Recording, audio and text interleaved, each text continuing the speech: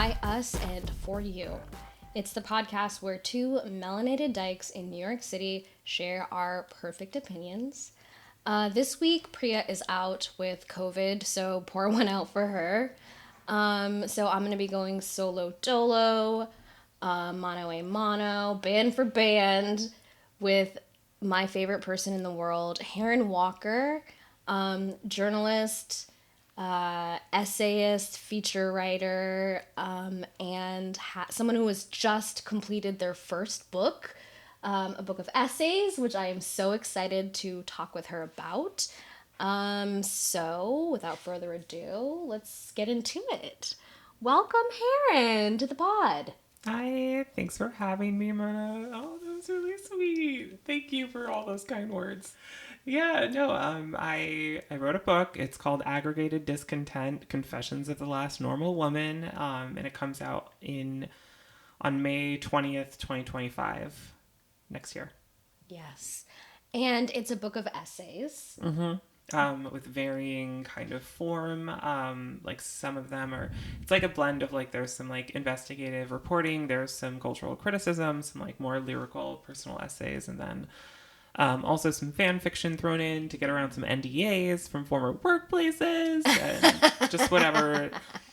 It was fun to sort of initially approach it as like, so my background is I was coming to this book from working in media, mostly digital media for many, many years, and had been laid off in like early months of the pandemic. And so one of the ways when I started working on this book, like really officially after selling it a year later, was, okay, like if I had my own magazine, like, and there was no such thing as like ad space limitations, like there was no such thing as like a stupid editor who didn't get your vision, or an editor or I guess an editorial directive that like sought to constrain you, make you over explain yourself, and not actually move, I guess, as swiftly as you want to with what you're writing about. What would I write? And so that kind of led me to different like forums, and just like basically like, I don't know if, maybe it'd be the only essay collection I ever write or whatever, just like write whatever you want in whatever form serves the topic of the essay best. So back up a little bit for us. Okay. You leave your job, or you are I leave my job from because your job. they're like, leave this job. Yes. And shortly after that, you start thinking about like working on a bigger project. Oh, well, yes and no. Well, sort of, kinda, as a prophet once said. So after I got laid off, I was still like blogging on the weekends for the website Jezebel, and I think I did a few like freelance stories for like some print, some digital stuff, but mostly I had started working on like fiction, short fiction, which was sort of like a new development in around like 2019 or so. I started writing fiction for the first time, in part because I was so frustrated with the staff job that laid me off, or would ultimately lead to me getting laid off. How were to phrase that? That felt very like passive voice, New York Timesy. Sorry. That would lead to me having been laid off. And it was like a nice like outlet for a lot of frustrations I felt with like nonfiction writing and reporting, and how, I'm like the millionth person to say something like this, but like very old thought, but like how when you're working with like a medium that's like tied to the quote unquote truth, like it almost feels less honest than when you're just making something up. So 100%. Yeah. And let me see. So anyway, like, cut to me being laid off. I'm working on fiction, and I'm like, oh, I'm gonna put together a short story collection. Like kind of like fuck nonfiction. I was also working on like in the beginning stages of like interviewing the cock destroyers. R.I.P. Oh yes, R.I.P. Sophie Anderson and Rebecca Moore, incredible Angel. woman as well. And she's still alive. But I was like working with them. They had they parted ways professionally a few months into that. So The memoir I was beginning to plan around like ghostwriting never came to fruition. But I had a great time talking with both of them for months over Zoom. But yeah, so my mind is fully like, I'm writing fiction now, fuck nonfiction. And then an editor at Random House, the publisher, emailed me and was like, hey, I'm a fan of your like column in W and like other writing you've done. I was wondering, have you ever thought about writing a book? And suddenly I was like typing away, like, why, yes, like I have. I would love to. Yes. Of I'm always course. thinking about nonfiction. Like, because I think he specifically was like essay collection. And I was like, I am never not thinking about how Of much I want to do this. course. But Oh, I um, miss his essays. yeah, and it's so there was something really kind of like I don't want to say healing because I feel like I'm adding like a maybe spiritual layer to the whole experience of writing the book that isn't there or something. I don't know if it sounds like treacly or something, but I did like relearn how to approach writing with like the medium of the truth, you know, in order to write something that still feels like really honest in the end. So that's been like such a cool result of the process in addition to writing a book that I really really love, Yeah. except for those random bouts where I'm like, actually it's the worst thing anyone ever wrote, and then I read it and I'm like, Yes. that's not true. But It's so funny. The second you step away from the page, you're like, yeah, oh God, it do was. you have that with like your writing or I any other I creative do projects? 100%. And sometimes I like will come back to the same thing that I was so convinced was so terrible and reread it, and I'm like, what happened that I gaslit myself so bad in the time that I walked away from it? And it is also sort of mercurial in that way, where it's like, some days I'm like, this is great, and then like a random day will come along, and if it's, especially if it's a project I've been working on for a while, and then it's just sort of, uh-oh, maybe it was all a huge waste, you know? Yeah, But yeah. you can't let your brain trick you. But yeah, please continue. Oh yeah, it well, something you said about like especially something you've been working on for a while. It like with this because it was basically let's see, sold in 2021. I'd started working on parts of it. There were some parts of it I started working on like in 2020. I wrote about like I don't know a few thousand, like 5,000 6,000 words of an essay that then ended up being very much in my mind like kind of the cornerstone of the collection. And there were like some other pieces that have been like killed about like reporting on like reproductive care for trans women. I guess I should try and say what the book is about too. Yeah, so it's a book of essays loosely about. It's okay, this is why I usually don't lead with that because I'm sort of like read the book and find out. Because Yeah. it's I just don't have the elevator pitch, which is also I'm glad you asked me to do this interview so I can like see I get closer and closer You every explain the time. form very well. Yeah, Like a mix of essays, fan fiction, criticism, and we know it's told in your voice. yeah. To me, it's kind of like about uh, embodiment, narratives, projections, and the way that like the narratives and projections we put on our own bodies, kind of like lead us away from understanding ourselves, and then also how the narratives and projections other people put on our bodies, um, or the project what people project onto us in order to like craft their own narratives about us can like limit or inhibit us. But I also always want to add, and it's really funny. Like, It is. It's uh, a very funny book. yeah. And I Thank you for think adding that because I'm like, my book is very funny, like very Millhouse. Like, my mom says I'm cool. Like, no, the book is not a dud. The book is funny and acerbic and witty in the same ways that Harron is in, I think, her magazine writing or her blogging. So anyone who's familiar with your voice will get it immediately, I think. But I'm also really excited for new readership for you, because that's the cool thing about like a book length project is it draws in people who maybe aren't, maybe who like your work but aren't as online, you know? yeah. Well, especially, I mean, because I know you many lifetimes ago when you were working in media, like I'm sure you can relate to this too. I mean, you were one of the people who ran Mask Magazine, and just like I think of all the places I've written for or whatever that just like do not exist anymore. And like even the website itself like doesn't exist. Like, I know. It exists only in our hearts and minds. yeah, and it's like, I swear to God, I had a byline at like Mask Magazine. I worked at MTV News for 2 years. Also doesn't exist. Like, um, Fusion. Remember that joint venture of ABC, Disney, and Univision? I forgot about that. Yes.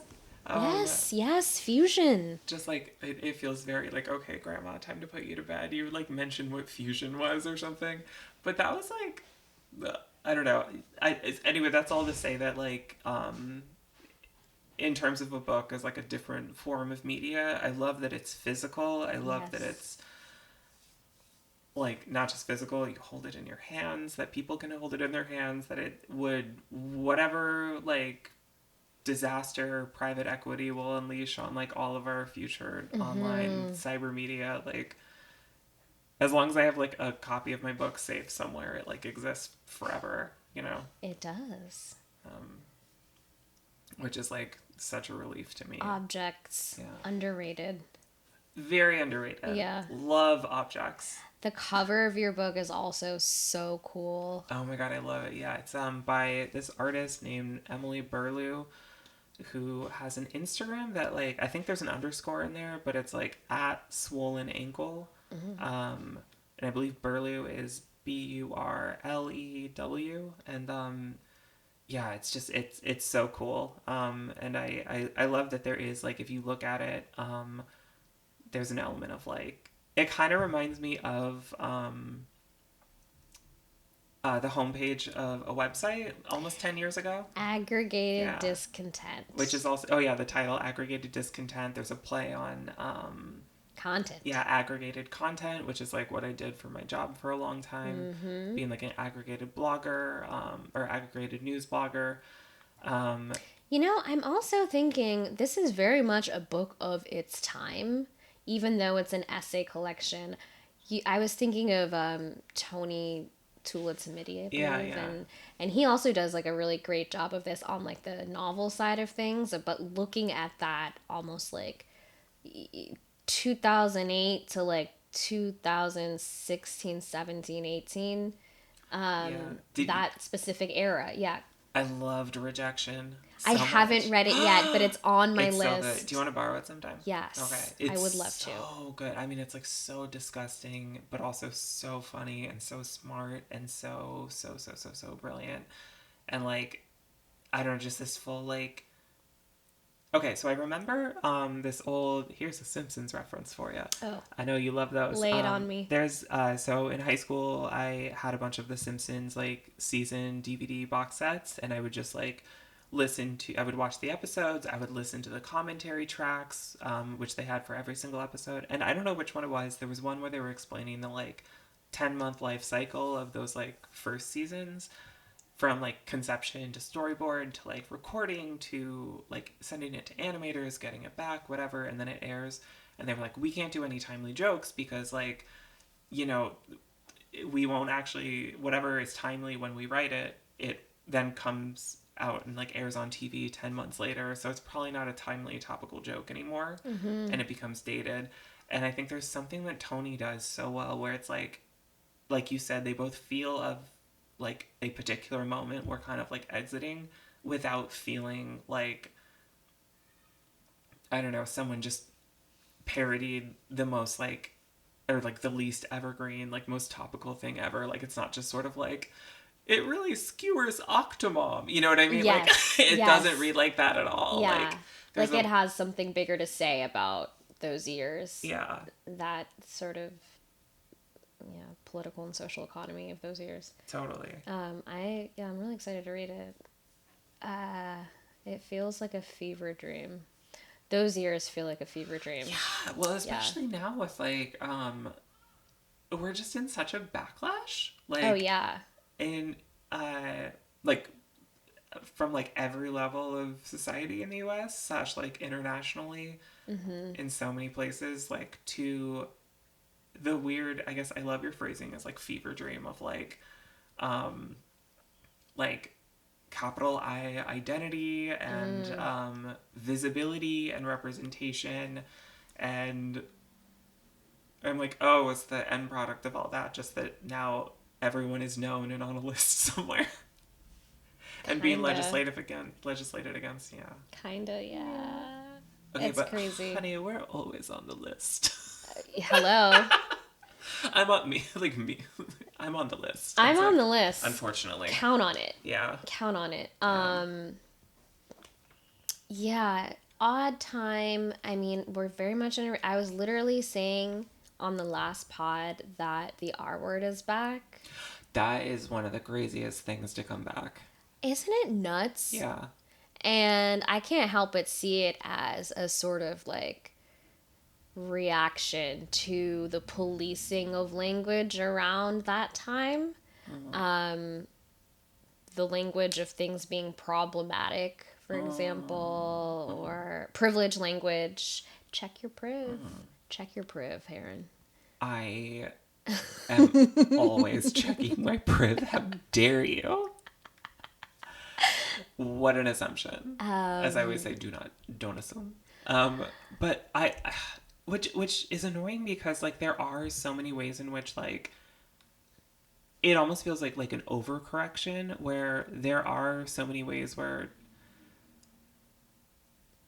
I think it's like there are many, like, let's just say, like, transgender influencers who rose to prominence in the mid to late 2010s who I think were loudly wielding, like, access to, like, a representation of a community by way of their own identity in order to basically, like, kind of profit and make brand deals and get attention and therefore, like, money and give speeches at, like, Raytheon or, like, Uber or whatever. Just hypothetically, no one in particular, but wasn't there someone online that got canceled for secretly working at Lockheed Martin? Yeah, there was. Yeah, and like their whole thing online was like calling people out for the slightest disagreement or something. Yeah, they were very much like on the moral high ground, calling people out, and then someone dug for 5 seconds and found out that they worked at an arms manufacturer. Anyway, like, there's someone who like oh god, like he's still on like gay Twitter, and I'm just like I can whenever he pops up on my feed. I think I know exactly. Every time he pops on my feed, I'm like Starbucks refresher guy. Oh, I don't know about that, but there's this one guy who was like he was outed as working for like the publicity firm, basically doing publicity for Saudi Arabia, and like every time he pops up, I'm just like. You're Saudi Arabia's publicist. And he's just posting something like sort of like, yes, Addison Rae, Diet Pepsi, Pussy Slay or something. And I'm just like, you did publicity for Saudi Arabia. That's nuts. This is insane. And then I keep scrolling. But yeah. Then I put it right out of my brain. Yeah. Yeah. Influencing is wild because now you don't have to like sell your identity as much. Yeah. It's just like people can be very open about it. And I think there was a sort of tendency to almost like obscure that a little bit. Like there's like there's a weird shame about it. Like obscuring the like I guess like financial or capitalist like machinations of the whole thing. Correct. Yeah. Or it's like the Pride Week or the Pride Month posts where, you know, it's like my identity, blah, blah, blah, blah, blah. That's why I've partnered with Calvin Klein. Rolex taught me it was okay to be weird. Yeah, exactly. Right. I don't know. We're in a different influencer market. We're in a different time. Yeah. Now they just don't even disclose it. It's like you're just watching like a Get Ready With Me and realize like, oh, these sure are really great shots of the body wash. Right. And there's no like ad. There's no nothing. Creepy. It's just integrated in. Yeah. I was thinking about this last night. I think while I was reading this new Rachel Kushner novel, Creation Lake. Have you heard of it? Mm-mm. It was really fun. I really liked it. I read it because I read like Brandon Taylor, literary critic, had written a very negative review of it, and I was reading the plot description and I was like, this actually sounds kind of cool. So I read it. Is it it's a newer one? Yeah. It came out, I think, a couple weeks ago or so. I feel like I read Andrea Long Chu on Rachel Kushner, and Yeah. it was pretty eviscerating. And I remember thinking, damn, I need to read this. But I can't, I don't know if it was the same book. Like very unintentionally, like the pan actually just like, I'm like, maybe the writer or the critic is just like that good of a stylist that like they inadvertently sell you on the book. But it's very cool. I don't know about this like bumbling alcoholic spy with no self-awareness who is like not spy, but she like private like infiltrator basically for various actors. Used to work for, anyway, I won't spoil the plot, but I had a really fun time with it. And there's mention of like a strike at a factory or something as backstory for one of the characters, and like just thinking about like influencers and how the anti-labor forces at large, it kind of works to their benefit to have everything be like work from home Yeah. these days, because if everyone's just kind of isolated in like a pod, or It's if everyone's hard like to their own form a personal union, contract, yeah. like content creator, it's like, you know, this person doing content about soap and this person doing content about the same soap is like, they're not going to be like, hey, how can we band together? It's quite literally pitted them against each other with no like, I don't know, sense of like solidarity or whatever. Totally. There's any to be had. Just like one of my many vibes-based analyses of labor. No, it makes sense. What incentive do they have? Yeah. So if you're like a lesser influencer, I don't know, I'm just like, yeah, structurally, I don't see how that would work out. Yeah. I also don't feel like that's really a thing. Like, I don't know. Is there like an exploited class of content creators? I don't know, because like a lot of a lot of influencers, it's like you find out like, oh, you actually are just like rich. You know what I mean? Or it's like there's Like you were rich beforehand? Yeah. Not that I can cite any examples right now, but I guess like Ballerina Farm would be something. Like, do you know the whole saga with that?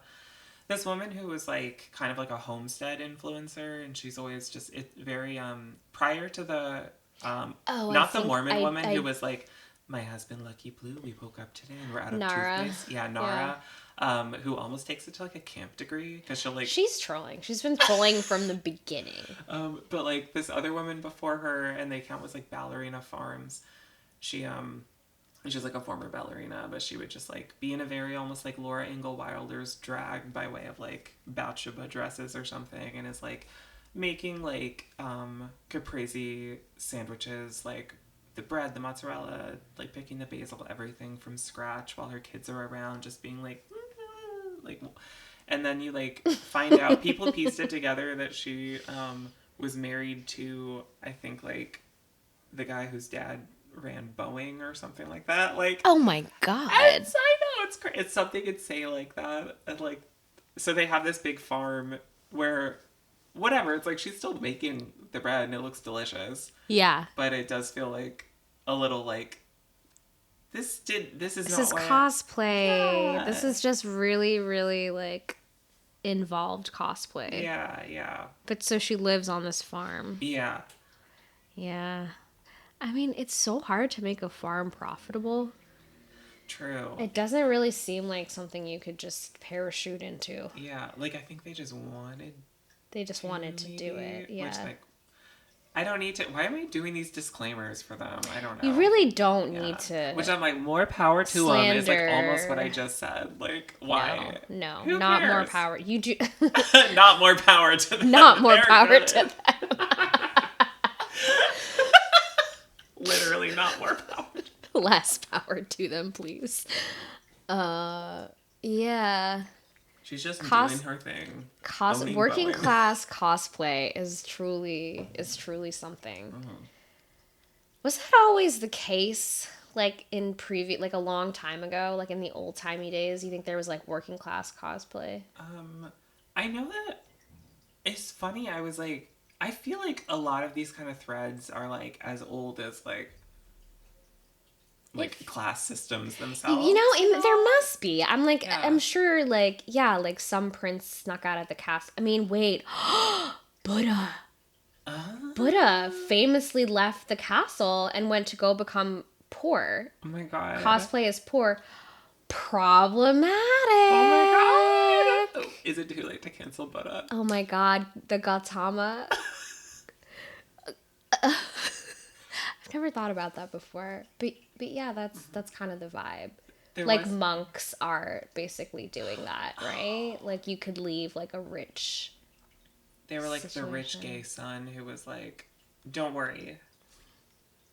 I'm gonna go like basically be a radical fairy but pretend it's aesthetic. Like literally making like beer, bread, and cheese in the kind of abbey. nice. It sounds really nice. There were some monks in Massachusetts, not far from where I grew up, who I think they were called the Trappists monks or whatever. They made jam. It was a really good jam. We like visited one time. Yeah. What is up with Massachusetts and all the like random like weird religious minorities that make delicious goods? Wait, like what else? Like the Amish too. Oh, okay. Like what's up with that? You guys got a lot of. Oh, I think there's something going on outside. I mean, I feel like it's like you have the autumn leaves, and so it just kind of like quietly breeds a kind of like, I don't know, homemakery, like humble domestic beauty kind of thing of just like, yes, here's my autumn content yes. as lifestyle thing, you know. Christian girl fall, is that? Yeah, that's except the to be vibe. a little like Catholic girl fall. Catholic girl fall. Bombing the abortion clinic fall. We're talking about Massachusetts and religion, but how did we get here? I don't know. Before we started recording, I was telling Harron about a new medication that I'm going to be taking, which just so, like, for an autoimmune condition that just so happens to be a medication used for medical abortions as well. And just thinking about how insane it is that we're here. Yeah, it feels like a fever dream compared to the Obama era. It's like, remember when this wasn't the case? Yeah, it's crazy to see. Like, I don't know if you've seen this on. I see a lot of it on TikTok, and I don't want to I don't want to be like 36-year-old woman gets like frustrated at things she saw on social media that was like particularly old man yells at cloud. Very that minus the misgendering. But now who's problematic? Wow. Okay. That was just like tip of your tongue. Okay. No. But like I see or had seen. I feel like it's kind of died down a little bit, but a couple weeks ago, my TikTok algorithm could like bend itself so easily towards like a cycle around basically people in their like 20 to 22, 23, like sort of shutting down any kind of like dissent around the Democratic Party and just having these flashbacks to just like, I'm like, oh, they just haven't experienced like the crushing of that kind of like optimism for like actually like I don't know, it just reminded me of like maybe like what I would have thought or said about like voting for Obama in like 2008. The thing is that some of them did vote for Obama in 2008. They did have their hopes and dreams crushed, and somehow they're back. They're back. Fell for the old okie doke again. Yeah, I don't know. It's just there's something that happens like every 4 years when like everyone forgets how the Electoral College works. Everyone like. And everything becomes about, like, if you express, even privately, the slightest dissatisfaction with, like, the most, like, top-tier political candidate in the country, like, you are somehow single-handedly responsible for fascism or something. It's kind of crazy. You hate black women. Yeah. You didn't know that? Like, if you express a single, like, ounce of dissent or disagreement or even questioning, you know, there's a hostility that people are now calling blue MAGA, I guess, is what people are calling it, which I don't know if I like that term particularly. But, yeah, I mean, I definitely think there's a just like an utter lack of tolerance for any conversation around it. But, I was thinking earlier, I have dear friends down in Asheville in North Carolina. Oh God, how are they doing? They are getting by. Their home and restaurant was, spared mostly Thank physical God. damage wise, but people don't have power, they don't have food and water, they don't have supplies, and now they have like access to Wi-Fi, which is good, but taking a shower, like a cold shower, it's like it's rough. And I think the small towns are even in a worse position. People are literally trapped like in mountain towns, to the point where they can't reach them. The roads are blocked off.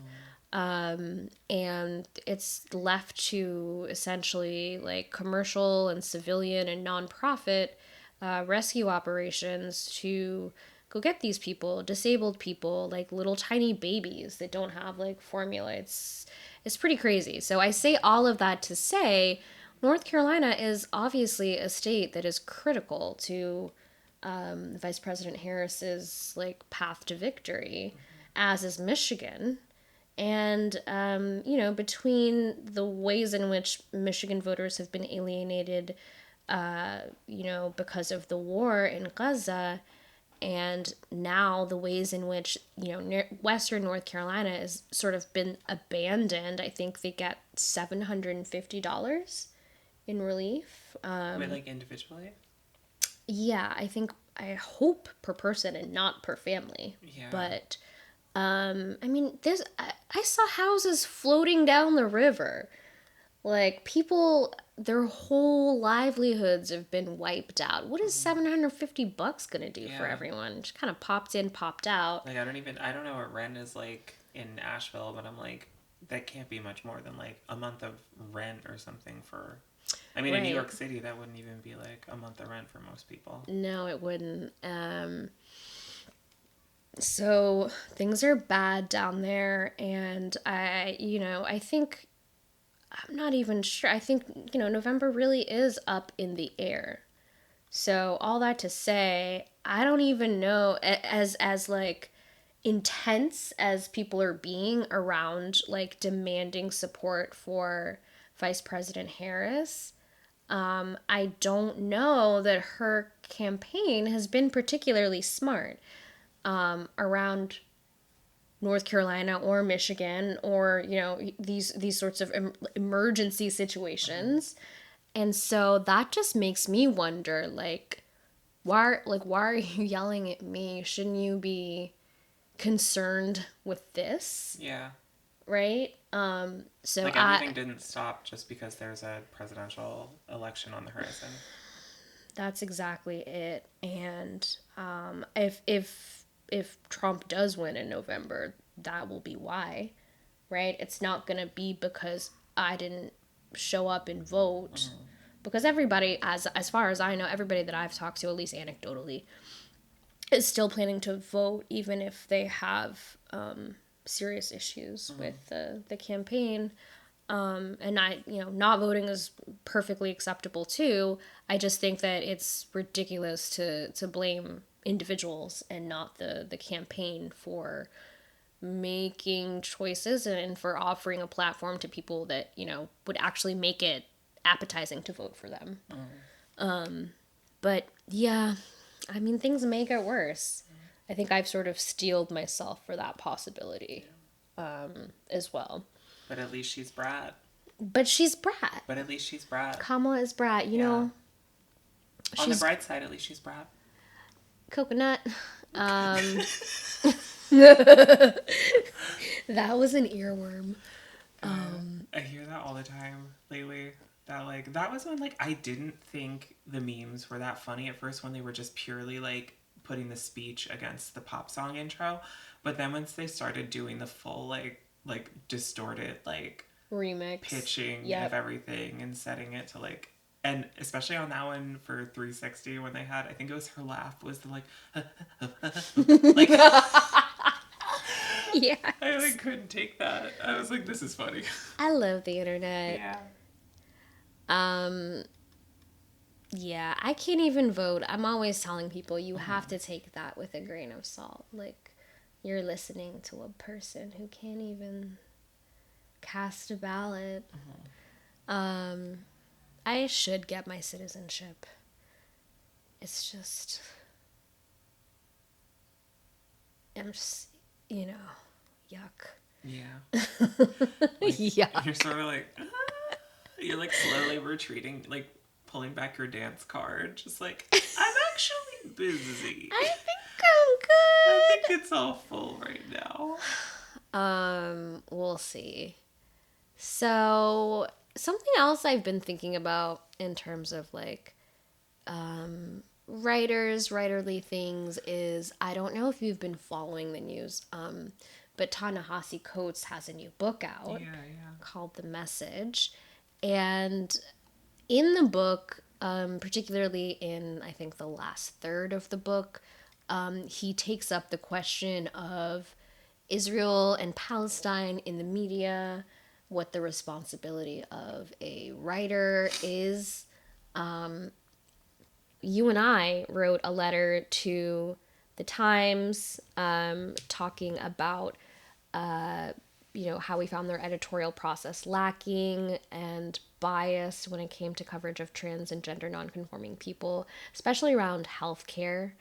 And we also, we got some 1,300 or so New York Times contributors, so people with a byline there, freelancers, some staffers, to sign on in solidarity, and some 34,000 readers and media workers who just signed on in solidarity as well.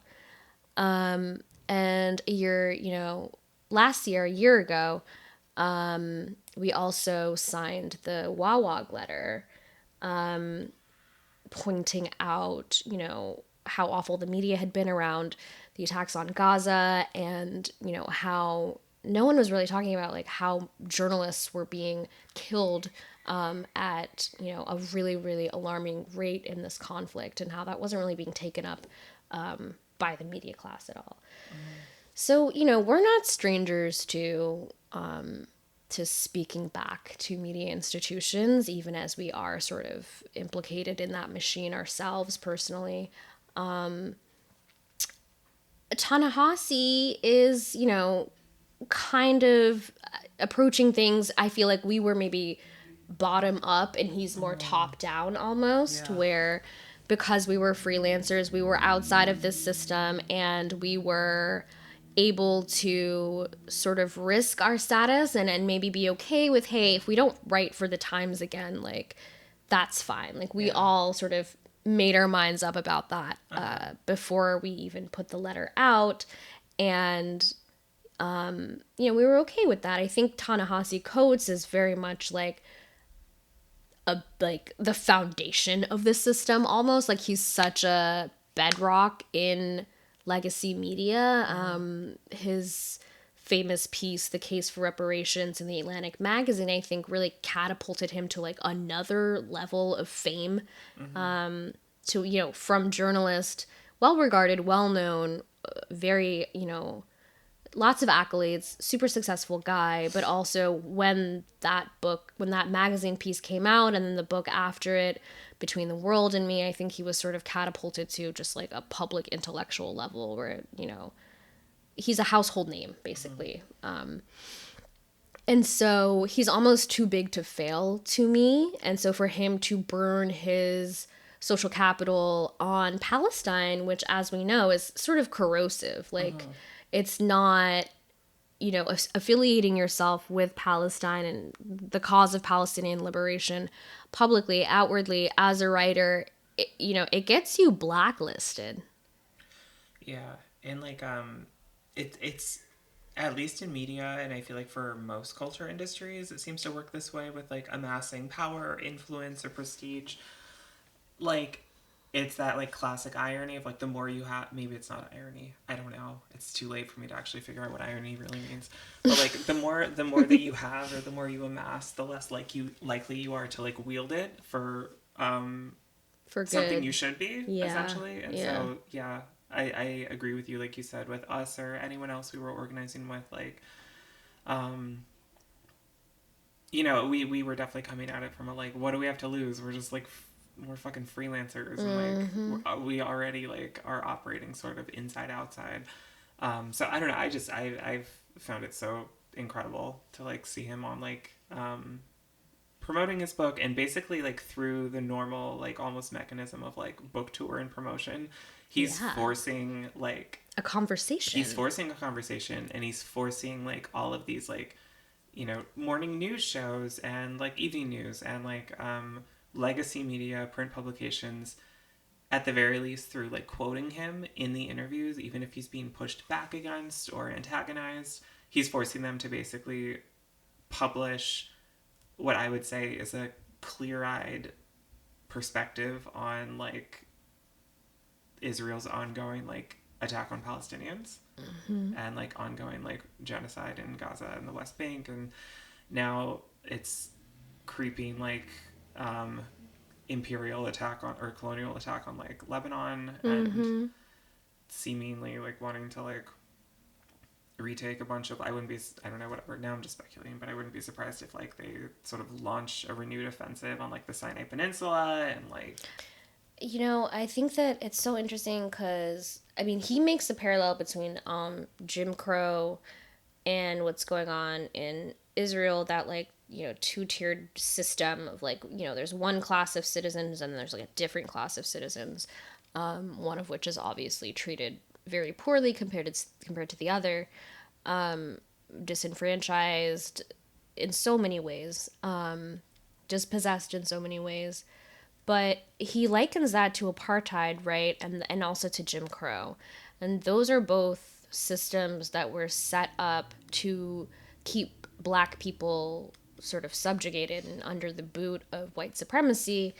And so I find that super interesting when you also, like, that's also in conversation with the legacy of someone like June Jordan, whose poems I have been seeing all over the place because, what happened in 1982 in Lebanon is what happened in 2006 in Lebanon is what is happening in 2024 in Lebanon. And so there's this, like, almost this, like, there's a repetition over time. It's just like, this is the same thing that happened.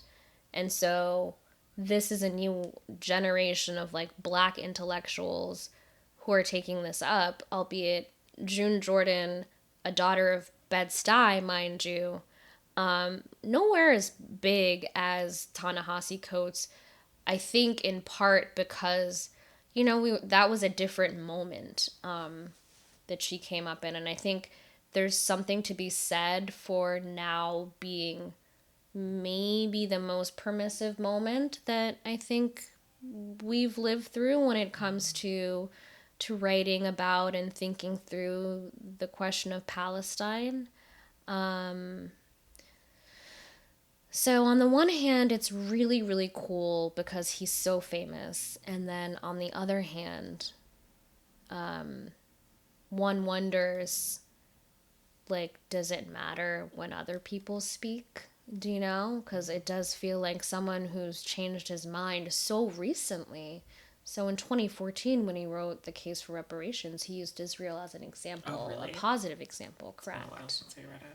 Yeah. So I think he was, when thinking about reparations, thinking about the reparations that the country of Germany paid to Israel as a sort of positive example of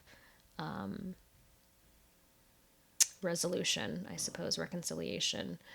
And so part of this book is coming out and correcting that record and saying, actually, since then I've gone and this is not reparations. This is not cool at all. This is a lot more complicated than that. So yeah, I think it's interesting because, like, we are out of that identity politics moment, but we're also in a moment where we are forcing the conversation about identity in other ways. Like, we're not necessarily interested in selling ourselves or our story or our narratives around, I'm a Black person, therefore, da da da da. It's more so, I feel like the analysis is I am a Black person and I recognize these structures and I am able to apply my knowledge of these structures to a wider analysis of the world that isn't just grounded in America, America, America. So yeah, it's interesting to see like internationalist thinking, I guess, on that level. But good for shout out to Ta-Nehisi Coates, good for him. I also, so this is a bit of a pivot, but I wanted to talk to you about, I didn't get to go because I was sick, but the Sex and the City benefit show. It looked so funny. Yeah, it was at, if you live in Brooklyn, maybe you know it. If you live in Brooklyn and are gay, maybe you know it. This bar called Come On Everybody. It was hosted there maybe about a month ago in like late September, early October. I don't know what month it is. Sorry. It is now October, so it would have been late September. Cool. I think. So late September. I feel like I just blame West Elm for it because I'm just like, we'll be shooting like Easter stuff, and I'm just like, you don't know what time of year. I don't know when it is. We're shooting Easter, then suddenly we're shooting Halloween. I don't know. But yeah, it was. If you have watched Sex and the City, I can probably just say this and you'll know what episode I'm talking about. The tranny episode where you didn't do that episode. Yeah, that's what it was. It was the one where Samantha moves into her new loft in the meatpacking district and this is like the early 2000s.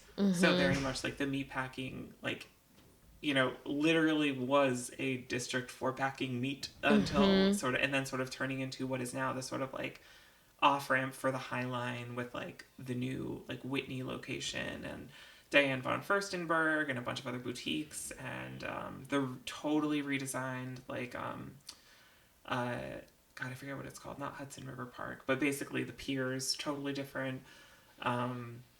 But so she moves in there and she is in conflict with, I mean, all the other ladies are like Charlotte has a thing with Trey. Carrie and Big are having a thing. Like Miranda and Steve are having a thing. Very but standard the main sort of main draw, plot line, at least for me, is like Samantha is at war with like the trans sex workers who are like walking the stroll underneath her apartment and like, making all this noise. And she famously says something like, "I am paying $7,000 a month to live in an area that's trendy by day and tranny by night." Like, I remember that. Great line. I mean, horrible line. Horrible. But great line. So Alex Better, hilarious, wonderful, like creative soul renaissance of the world. They do these live shows at Come On Everybody, queer bar in Bed-Stuy, where you like oftentimes it's like a Vanderpump Rules reunion or I know they've been talking about like maybe wanting to do like an Eric Adams indictment show or something, or basically taking and mashing together like actual like dialogue people have said and then adding in like commentary, maybe like remixing it in a way and having like just local writers and performers and comedians like playing the characters on stage during the live read. They're really, really fun. Hopefully I'm selling it well. So they had been talking to me for months about wanting to do this episode of Sex and the City as a live show. And eventually we're like, do you want to do it? Be the narrator. Also, do you want to help like write parts of it with me? And I was like, okay. Cut to before we're set to work on the writing, I'm like, what if in this version, can we tweak it a little bit? And Samantha is basically a stealth trans woman who also somehow this turns into basically a Christmas Carol ripoff where there's like, she, after one such confrontation with like the trans women working on the street below her, like she's visited by like the ghosts of transsexual past, present, and future, and like learns the error of her ways, and that's why she throws the big party at the end of the episode on top of her roof, where Carrie does a really offensive like New York accent. I want to see you spin first, sister. Yeah, I am not doing it, but yes, exactly. I have that show memorized. I gotta stop quoting it. No, never. And so it's really funny. Alex came up with this hilarious idea to have Jacob Marley be Robert Moses, who's basically, the one who comes in, you hear the change in the moaning, and then it's just like, because of the evil, it's me, New York's greatest villain, Robert Moses. Because of my crimes against the people of this city, I've been punished for eternity to build community. And like, so he's cut, and then I don't know. Samantha's visited by the ghost of transsexual past is Susan Stryker, the historian and author of trans history, who basically like gives Legend, like a icon and legend, like overly pedantic background on like who Samantha is, interwoven with like information about white flight and gentrification, and like also the history of cross dressers in the post-war America and stuff, all the way leading up to like it's like an academic lecture. Yeah, the most academic way of like outing someone, and then being like, "So anyway, you're trans." And then visited by the ghost of transsexual present, who was Janet Mock, who is just like, "Hey, so we're gonna watch Sex in the City because I love this show," and it's just like full just pop culture diva like Janet Mock, who's like. Samantha's like, "What lesson are you going to impart?" She's like, "I don't know. I have champagne. Let's watch this show." So they're just like watching the action. And then the ghost of transsexual future is Caitlyn Jenner, as voiced by Macy Rodman, the legend, who also was playing Samantha. And it's Caitlyn just being like telling Samantha about like "And Just Like That," the sequel show, and how like if you don't patch this up, you keep going down this road, you'll be cut out of this show, which is like there are a lot of non-binaries and they all use they them pronouns, and it's, I don't know, JDS. And it's hopefully, I mean, I guess is that show canceled or still on? I think it's still on, and I'm still gonna watch it. It's awful. It had like a bright shining moment for a second. Yeah, I remember when Miranda got fingered in the kitchen and Carrie peed herself. Oh my god, that was pretty good. Yeah, like that was it fell off shortly after for me. There was like a run of like 6 or 7 episodes where I was like, okay, I actually like it. I will say, weirdly enough, did you watch the Queer as Folk reboot? I did, yeah. I like that actually. I didn't expect to, and I was really surprised by the amount of sex they showed. So much sex. I was like, this is really good. So much nudity too. Yeah, like I was pleasantly surprised by that, because you know me, I'm always looking for more nudity in everything. Yeah, there was like I'm like the opposite of Gen Z. we are show old. hog. Okay. Just kidding. Oh my god. You're just like on the subway platforms like show hog. Oh, you're like led away like, oh, the Puritans are at it again. Right? But it was good. I liked it. On that show, like Samantha, what's her face? What's her real name? Kim Cattrall. Kim Cattrall. Yeah. She plays one of the characters, like Mother. Because she has like a. Yeah, so the younger. While Miranda was filmed on the Upper East Side or whatever, like getting fingered by a non-binary mask. Yeah. In her like big queer awakening, over a sink. In Carrie's apartment. Yep. Kim Cattrall on the show she did instead of in Just Like That was getting fingered over a sink by a non-binary mask who was cheating on like their wife with her, and also like Miranda was cheating on like her husband at the time. I don't know. I was like, these are such crazy parallels. Yeah, that's interesting. And the Kim Cattrall one was hotter, I thought. Yeah, wasn't it like a mother-daughter situation though? And like, it was like that person that Kim Cattrall was sleeping with was also seeing like. I could be making this up completely, but I remember there being a family situation that was kind of taboo. I know that the person who Kim Cattrall had sex with had recently had a baby with their wife, I think. And while their wife was like tending to the baby at home. That's what they did. Yeah. See. They were rude. Out there, like, cheating. I was like, oh my god, I love this like accurate T for T representation. Oh, goddamn. Just like every kind of like, you have domestic drama, like childcare drama, and then also cheating, lying, Classic mask cheating. capital F fucking, like all over the place. I was like, this is so great. And then just like a I histrionic, like, like, liked it. I liked how messy white it was. trans woman partner Yeah. just being like, why won't you pay attention to me? She had a point though. She was, no, she like did. he was She fucking did. up. I know. God, I thought they were all so great. Yeah. But that got canceled hella fast. Yeah. They said yeah. 1 season, chop. It's over.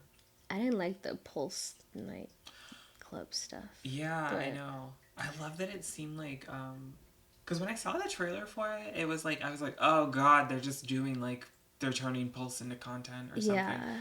And then but it was so much more than that. You watch it and it's like they're actually kind of like witnessing as their own shooting is turned into like sort of narrative content by like activist influencers. It's and they're kind just of, like, meta commentary. Yeah, I know. I was like, oh, this is actually way smarter and funnier. Like they're kind of just making, there's this like local activist influencer who shows up to do a bunch of speeches about it, all like on camera, and they're just like making fun of him the whole time. Yeah. I thought it was like so much smarter and funnier than like... Than people gave it credit for. Yeah, I agree.